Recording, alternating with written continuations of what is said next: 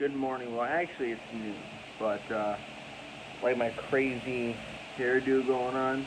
Yeah, it's actually bedhead mixed with sweat because I just got done mowing my lawn a bit ago, and just got done cooking my meal, which is ramen noodles.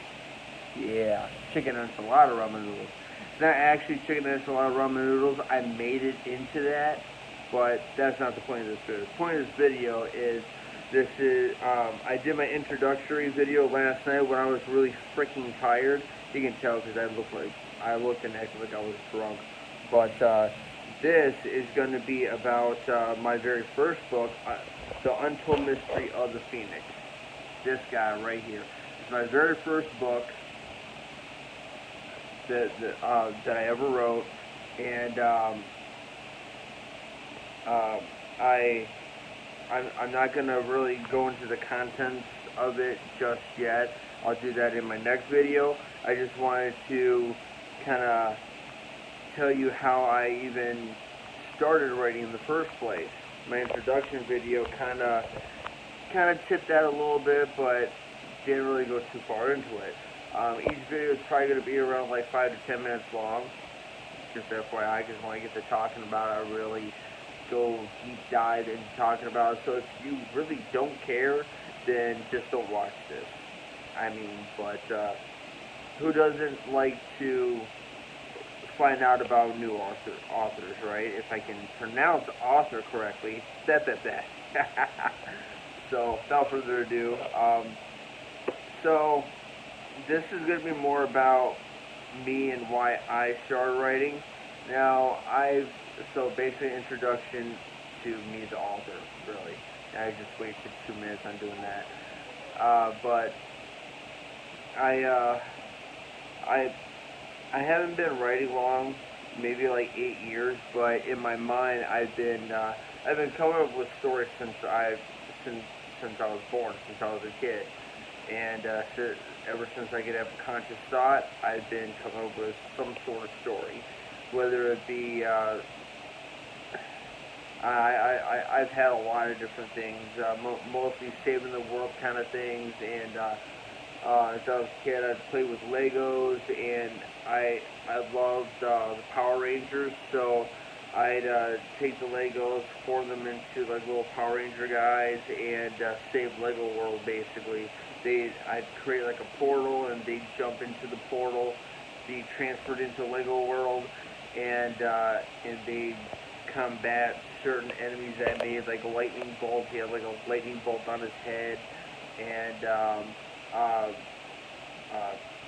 like Ball Man, which was made up of the little four pieces, 4 blocks, and his minions were the Pixies, which were like made up of like 3 of those combined, and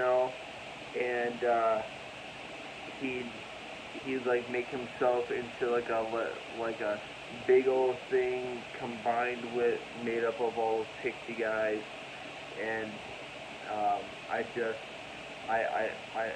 I love making different things out of the Legos, and that's what really built up my creativity. My grandma helped me too, as far as giving me giving me challenges to work with, to improve society and whatnot. So I'd make like airplanes and stuff, houseboats. I love doing the houseboats. My parents' sink would be filled with my houseboats for like days on end. They never complained about it that I'm aware of. But yeah, so at, at school I had this friend bully that he was my best friend, but yet he picked on me a lot. So friend bully, and I'd create like I'd be the good guy, he'd be the bad guy in my mind. I'd do like several storylines to depict me saving the world or whatever from him, and it was interesting. So yeah, definitely a way to cope through all that crap. But and eventually I gotta put my phone on the charger before it dies. It's on 20%. but eventually my way evolved to playing with action figures, and then with modeling clay. I switch up every now and then, but then I was thinking of storylines for games, and then eventually it just moved up to books. And like I said in the video before, I don't like reading, and I explained why. So I had to figure out how to write a book. So I did that research, and I wrote my first book. I'll show it again. Wrote my first book, and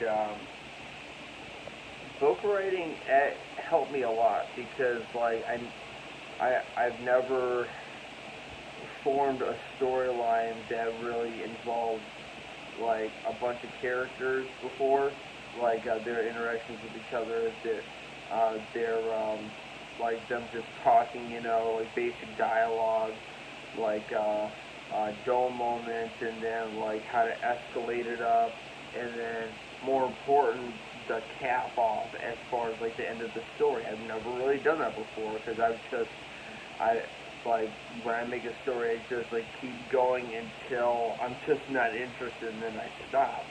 But with book writing, that really helped me think of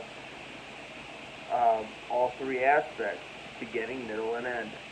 So after I started doing that, like it became a little bit more natural to me, and then I started to realize how I guess I developed an instinct technique, I guess you can say, where like even though I would think about everything I'm going to put in the book, as soon as I get to the keyboard, because I type, I don't actually freehand write.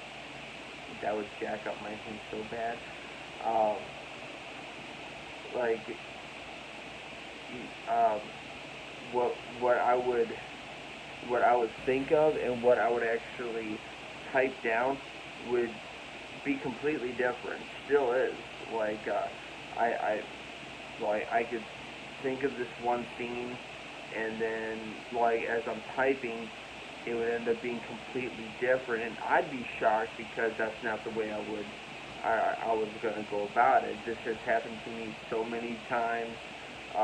In Phoenix 4, it actually happened where I was going to have these two friends reunite and just dominate the war, as far as like getting together and have each other's back.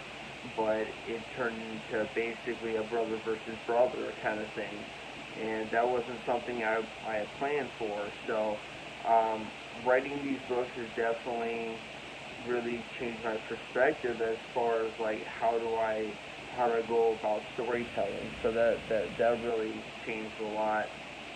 But yeah, so that's really all I have as far as my introductory to like how I started writing and why I do it. I I like writing because like I I put a lot of pieces of myself into my work, and when my people don't do that, that's gonna be my next video. Uh, my next video, I'll talk about like my reactions from my family, friends, and coworkers when I write. All right. Thank you for watching, and support your local authors. And if you comment, be nice about it. No negativity, please. Thank you and goodbye.